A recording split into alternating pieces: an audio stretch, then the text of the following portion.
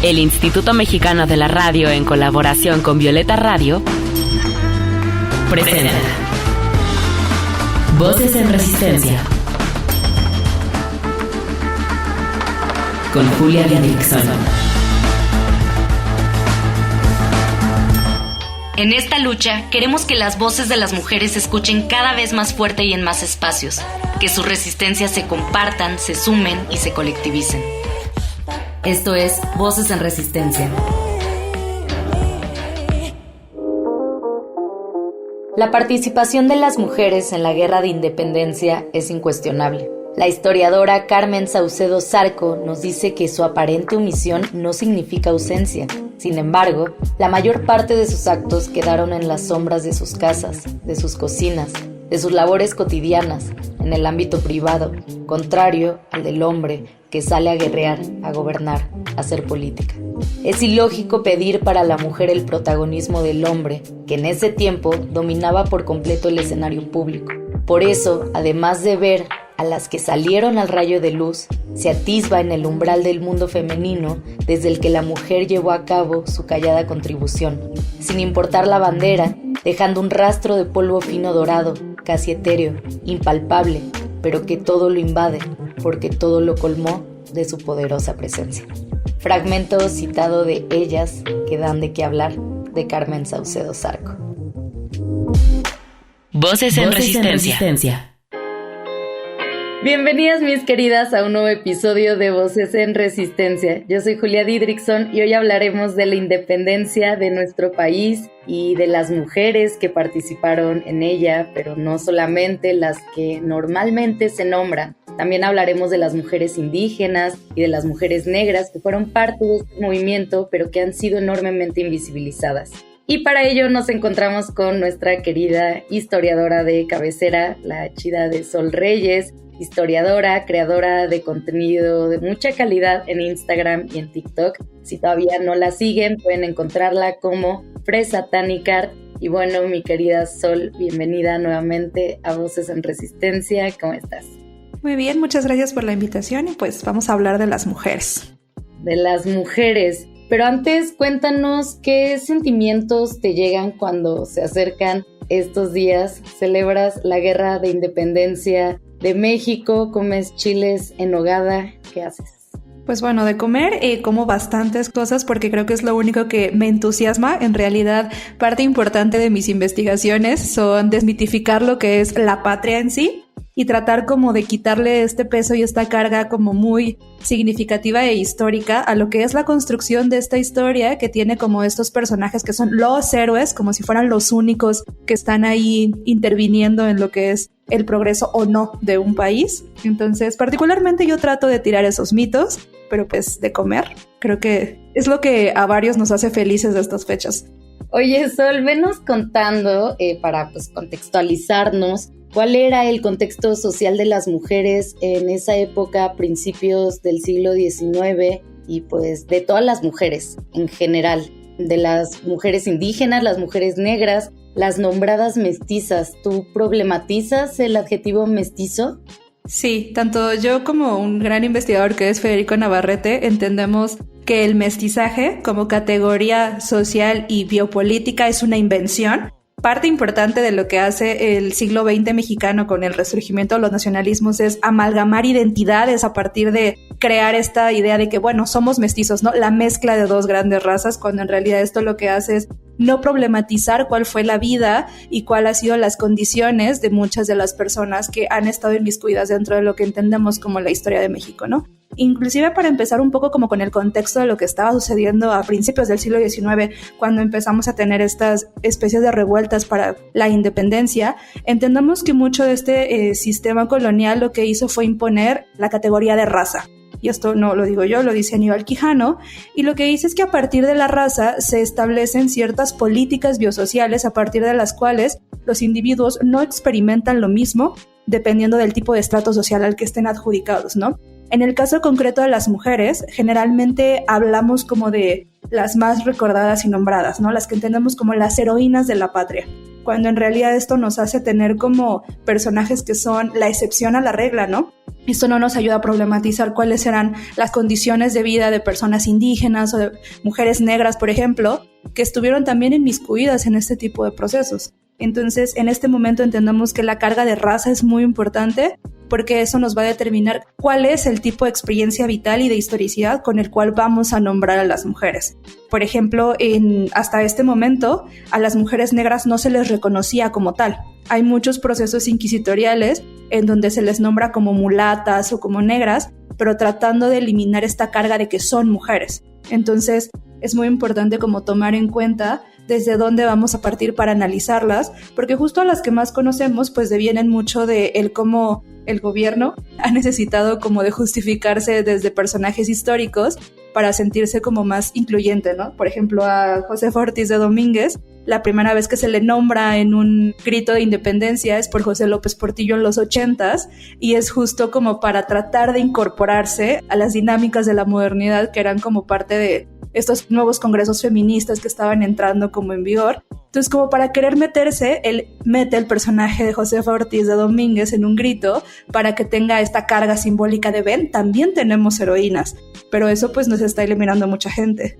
Nuestro presi actual, ¿a qué otras mujeres incluye en el grito? A Leona Vicario. A Leona Vicario, y creo que también en imágenes institucionales hace referencia a Gertrudis Bocanegra, y así como para no dejar que hacen referencia a la Güera Rodríguez. Justo ella es muy interesante que solo la nombran porque es muy guapa. O el cómo la retoman es, era muy locochona porque ella iba y seducía a la gente y estaba muy guapa. O sea, su contribución a la historia es estar muy guapa. Oye, yo no sabía que desde López Portillo se empezó a nombrar a mujeres, pero claro que es como con una intención. ¿Una intención de qué, podrías decir? Pues es que justo a principios de los 80s es cuando muchas de las comisiones de las como congresos de mujeres empiezan a pedir equidad, no solamente en términos legales, ¿no? Sino también a modo de justicia histórica. Y una de las formas que tienen para inmiscuirse como en este tipo de situaciones es, bueno, también tenemos heroínas. No crean que nada más lo hacen hombres. Entonces empiezan a retomar a estos personajes, pero también hay que preguntarse, bueno, ¿qué tipo de mujeres son Leona Vicario y Josefa Ortiz de Domínguez? Sí, ahora me imagino en la siguiente presidencia a ver a cuántas más incluyen, ¿no? O sea, creo que, pues sí, que tiene una tendencia, pues sí, a visibilizar, pero claro, a posicionarse como gobiernos incluyentes. Oye, ya entrada la guerra de independencia, ¿qué roles ocuparon las mujeres, tanto en términos bélicos como en actividades paralelas? El término de lo que van a estar haciendo las mujeres en la guerra de independencia lo podemos analizar desde 3 rubros. Lo primero es como en una condición individual, ¿no? Es decir, aquellas mujeres criollas que tenían cierta injerencia política y que tenían el dinero suficiente para no salir de casa, pero sí para verse inmiscuidas en las tertulias, en las organizaciones, para prestar sus casas, para que pudieran hacer movimientos para meterse dentro de lo que era la conspiración, y es ahí donde encontramos a Leona Vicario y a Josefa Ortiz de Domínguez. Pero también hay que entender que muchas otras mujeres no podemos recopilar sus historias y tenemos que verlas en colectivo.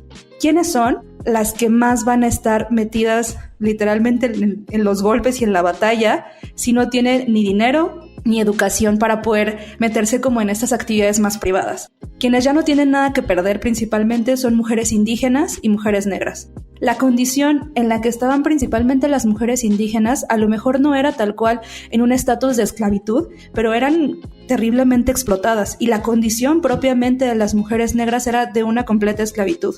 Entonces, aquellas que genuinamente ya no tienen nada que perder y que se meten directamente a las filas y que están en los batallones son estas mujeres. ¿Qué roles van a estar cumpliendo? Muchas de ellas sí están metidas en lo que es el tema de estar en la batalla, de tomar armas, de estar siendo parte como de los ejércitos. Por ejemplo, María Manuela Molina, que es una de las generalas que estuvo junto con Morelos, ella sí está metida directamente en lo que es el término estratégico, pero muchas otras mujeres, y era algo que decían constantemente, nosotras a lo mejor no podemos entrar a las armas, pero podemos darles de comer, podemos darles cuidados.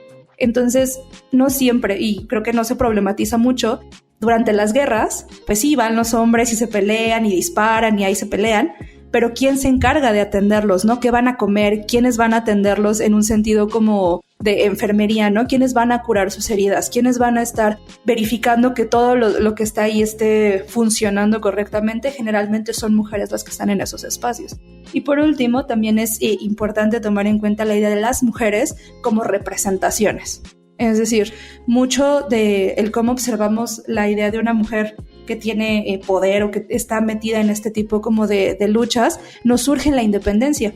La que tenemos, por ejemplo, como la idea de la Adelita, que es más de la revolución, es una forma en la que tratamos de darle como esta carga simbólica a un personaje. En el caso de la independencia no existe un personaje así como tal, sino más bien tenemos como pequeñas ideas de mujeres que a lo mejor estaban ahí, ¿no? Como en actividades privadas, pero no hay como tal una que estuviera en la batalla, a pesar de que hay registros de que muchas estaban inmiscuidas en ello. Qué interesante, Sol, y me surge la siguiente duda. Las mujeres que participaron en esta guerra, sobre todo en el tema ya bélico, y bueno, y no, contaban con una agenda de interés político, algo parecido a una agenda feminista. ¿Se podría empezar a pensar en algo así o todavía no? Yo diría que más que una agenda feminista es una agenda en pro de la liberación, y es algo en general.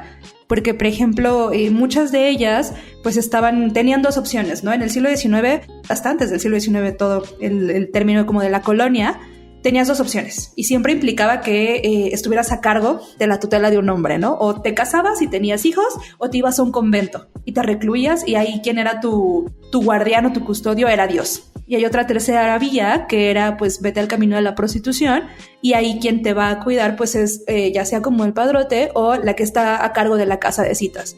Entonces solo tenías esas tres opciones en el siglo XIX. Y parte importante del por qué muchas de ellas están a favor de que exista esta liberación es porque no son reconocidas por absolutamente nada. Y hasta es importante verlo en el caso de las mujeres criollas. Las que más tenían privilegios en este caso dentro de la Nueva España, pues obviamente son mujeres españolas, peninsulares y mujeres criollas, pero que por el mismo hecho de que no son 100% españolas, no les dan cargos políticos. Estas mujeres, como es el caso de Josefa y de Leona y de Gertrudis Bocanegra, ellas sí eran mujeres ilustradas, o sea, en el sentido de que sabían leer, sabían escribir, estaban en contacto con los ideales de otras independencias, como es el caso de lo que se estaba pasando en Francia en ese momento. A lo mejor tenían una idea de hacia dónde querían liberar al país, pero no lo veían como propio, lo veían como algo en general.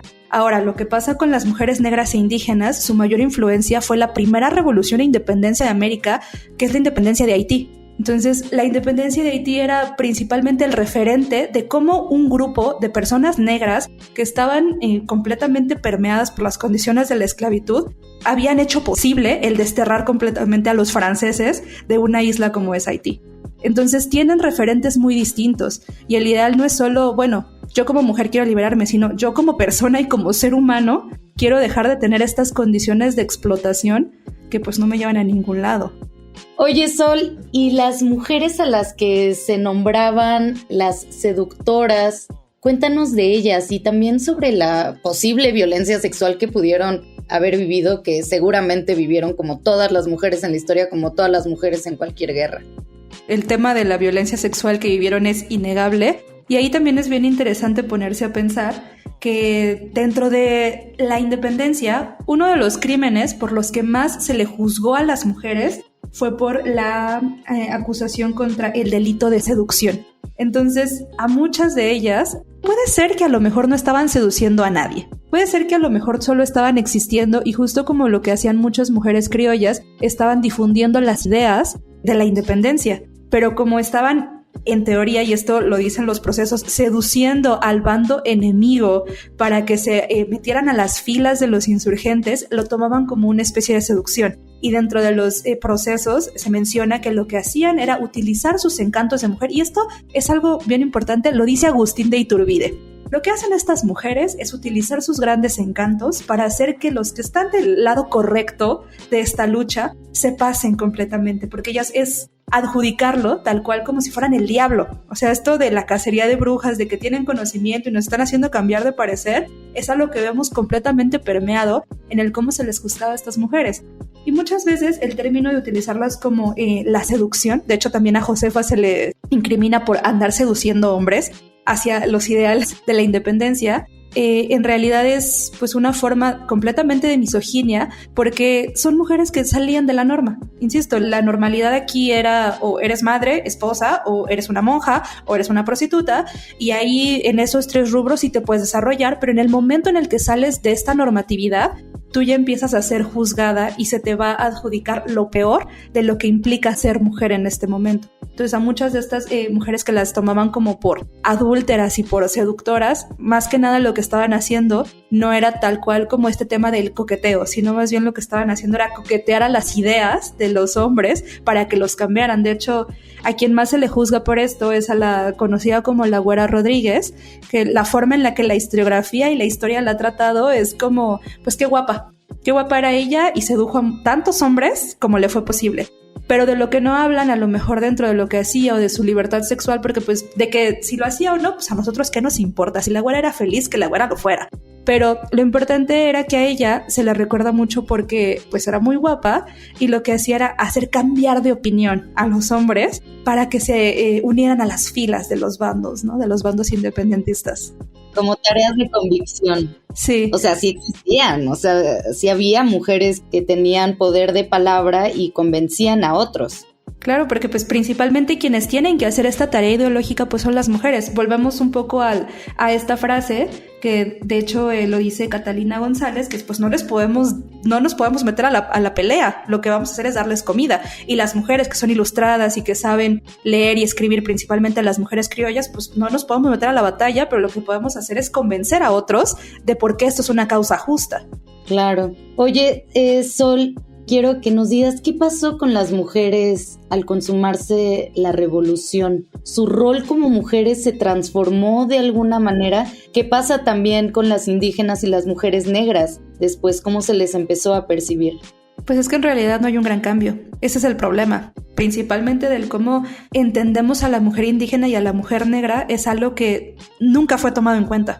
Y cuando vemos los proyectos de los estados-nación, ni siquiera son para nombrarlas como sujetos de derecho, como sujetos que pueden tener derechos y obligaciones. De hecho, cuando se hace esta declaración de la abolición de la esclavitud, sí se toma en general que todas las personas negras pueden ser libres, pero nunca se atiende propiamente las desigualdades que implica el estar en estos rubros. Inclusive, las políticas de reconocimiento de indígenas y de personas negras no vienen hasta finales del siglo XIX, y eso es gracias a Maximiliano de Habsburgo. Y él es el primero que empieza a poner estas políticas. Todavía inclusive en 1920 las mujeres no son completamente reconocidas, las mujeres indígenas apenas empiezan a tener cierta injerencia en la política, y el tema de las mujeres negras está todavía más en lo profundo, porque inclusive hay muchos documentales y censos actuales de mujeres negras afromexicanas quejándose porque no se les reconoce ni siquiera como mexicanas, y que están principalmente en la Costa Chica de Guerrero, que están en Oaxaca, y que a muchas pues les dicen, pues tú ni siquiera eres mexicana porque en México no hay negros. Y es que estas políticas que devienen del no reconocimiento de todas estas personas como sujetos de derecho desde la independencia y desde mucho antes, siguen permeando hasta la actualidad.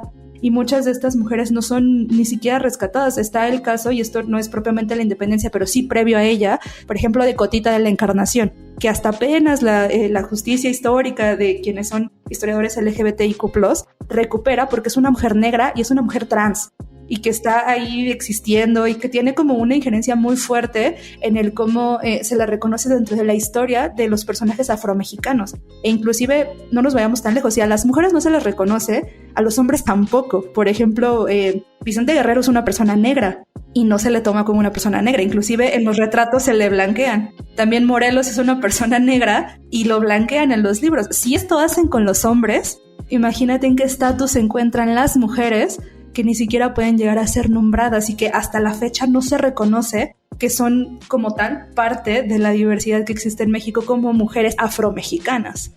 qué fuerte cómo se ha negado desde nuestra historia mexicana a las personas negras. Es impresionante. En los nuevos libros de la SEP, ¿crees que aparezca algo?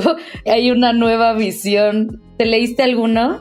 Sí, pues justo también parte de mi investigación versa en torno al libro de texto, y hay en los libros de proyectos como una que otra pequeño así texto que a lo mejor nos puede acercar a diversificar tanto las lenguas indígenas como la herencia cultural afromexicana que se tiene en México, pero es muy, muy poco. Y también esto, quiero dejarlo muy en claro, es culpa del mito del mestizaje. El creer que todos somos una especie de mezcolanza entre español e indígena elimina las otras posibilidades de reconocimiento cultural y social, como puede ser la idea de que existen personas negras en México.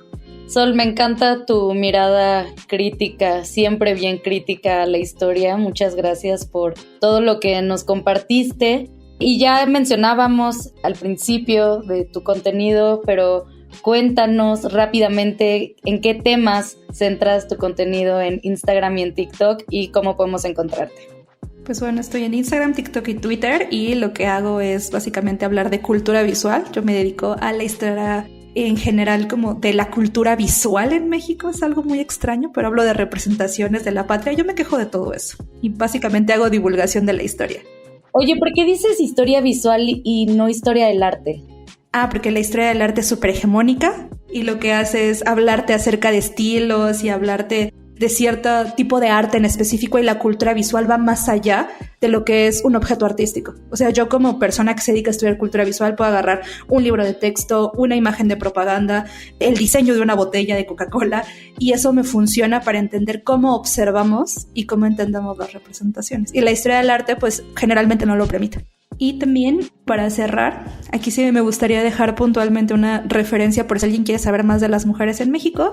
Es un libro de Julia Tuñón que se llama Mujeres, que lo pueden encontrar como Historia Ilustrada de México, y es un libro muy, muy interesante porque problematiza todo lo que yo les digo acerca de cómo se problematiza el concepto de mujer. Julia Tuñón ya lo hizo de una manera muy interesante y muy divertida. Entonces lo pueden checar, es un libro que recomiendo mucho para hablar de mujeres en la historia de México en general.